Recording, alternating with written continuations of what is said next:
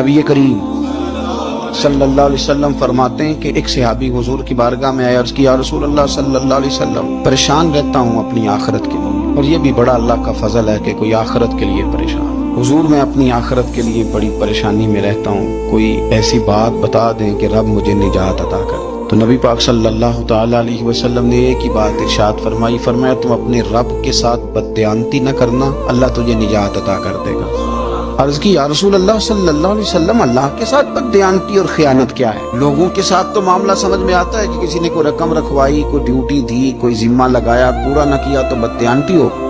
अल्लाह के साथ बददयानती का माना क्या है? तो नबी पाक सल्लल्लाहु अलैहि वसल्लम फरमाने लगे, वो काम जो तुम्हें खालिश अपने रब की रिजा के लिए करने चाहिए थे, उन कामों में अगर तुमने नियत कर ली ना कि लोग भी देख ले, खैर का भी तुमने इरादा कर लिया, हुक्म दिया था अल्लाह रसूल ने, करने